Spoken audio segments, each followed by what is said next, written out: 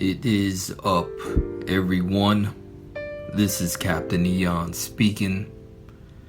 SRxun S for those that like to keep it official. And for all of those in the Forever family, it's simply your brother Zun. And in this share, like I always try to just be transparent with my relationship with the Lord in the hopes that you will be blessed. Honestly, I don't really have anything super profound to expound upon today. Essentially, I had some questions arise that really challenged prior notions and ways of thinking as it pertained to God. And so I just want to kind of put it out there, and hopefully by talking through it, I'll get closer to my own revelation. And again, hopefully by doing so, you'll be able to glean something as well. So with that said,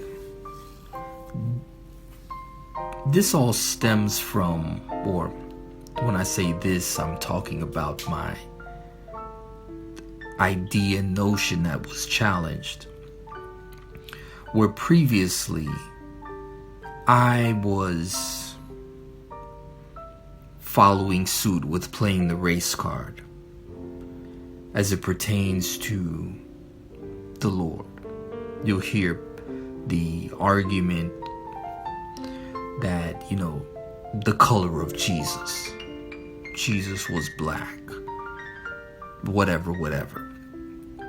Now, I had taken the stance that while I didn't know his color and I didn't attempt to talk about his skin color, because his skin color is not what saves, it's his blood, I did go as far as to reference the fact that he was an Israelite Jew that was born in Palestine. Looking at people of that region today, they are not fair-skinned people, even though there are fair-skinned people. But of course, in an arid climate and environment where there is a lot of sun, you're going to have people with a little more melanin in their skin. It's just the natural order of things. And it's always been referred, for reference. I believe I found the verse in Revelation 1:15 where it is this revelation that John is sharing, talking about the Lord with feet like burnished bronze and a voice, like many waters. I'll get to that second part later. And so it was, okay, bronze is, brown color. But as I was listening to it, the treatment today, and this whole thing came about in verse 23, when God references the heavens being like bronze and the earth below like iron. Once I heard that, immediately all of these preconceived notions came to the surface. And I was like, okay, hold on. You know what? Maybe he's not talking about color, because when I continue to think further about it, I don't see or can't recall offhand anywhere where race, where color was an issue, where it was brought up with God. For me, it was always about, in my understanding, about the belief system. When he said don't, intermingle with other people, it wasn't because they're of a different race. It was always because they don't worship the one true God. They, are given to idols and false doctrines and things. And God warns and says, don't mix with that, because it will end up diluting the pureness of the true gospel and turning them away from him.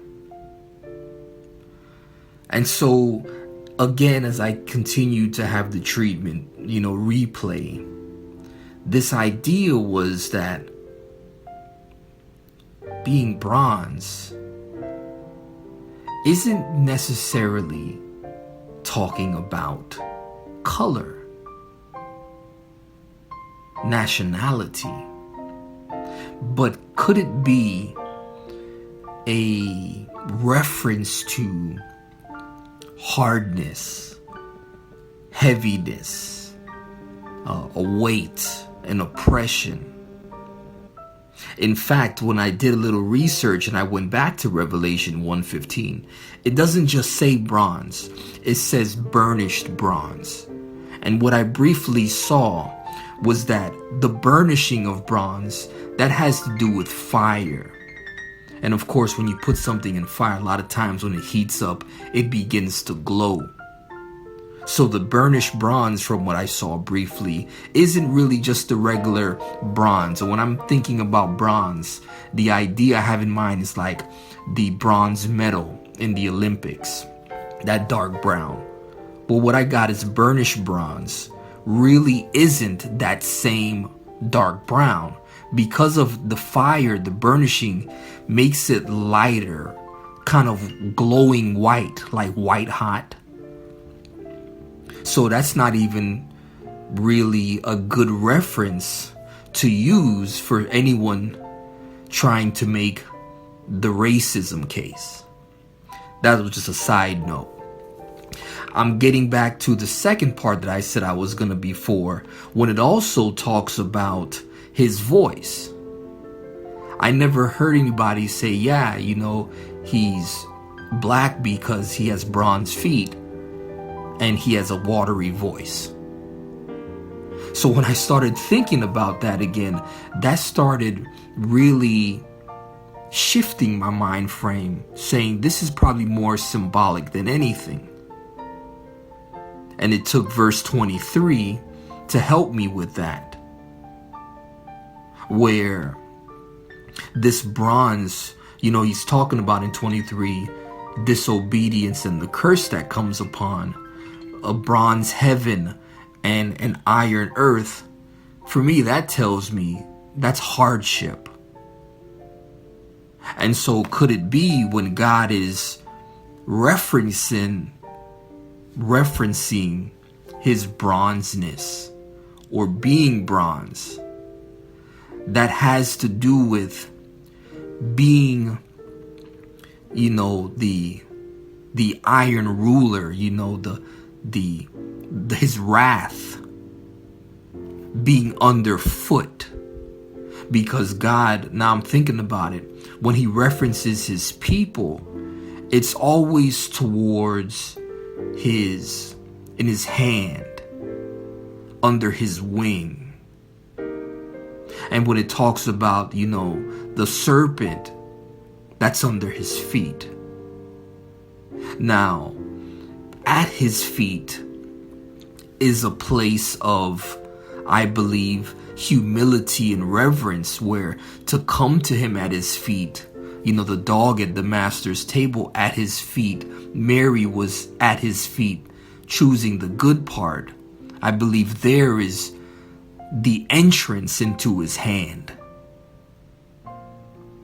But those that are bronzed, just to kind of go along with the theme, his feet is the dead end, so to say. There's no further than his foot bottom. And I'm sorry for, adding the bottom part, but this is kind of how I'm making sense of it in my head. Ultimately realizing, regardless of it, that being bronze for me, isn't good. And it's certainly not desired for me, because bronze is the third place. I'm focused on streets of gold that are so pure, they're transparent like glass. Oh God. As I continue to have this idea and thought formed, I'll keep you posted. Cap tune this.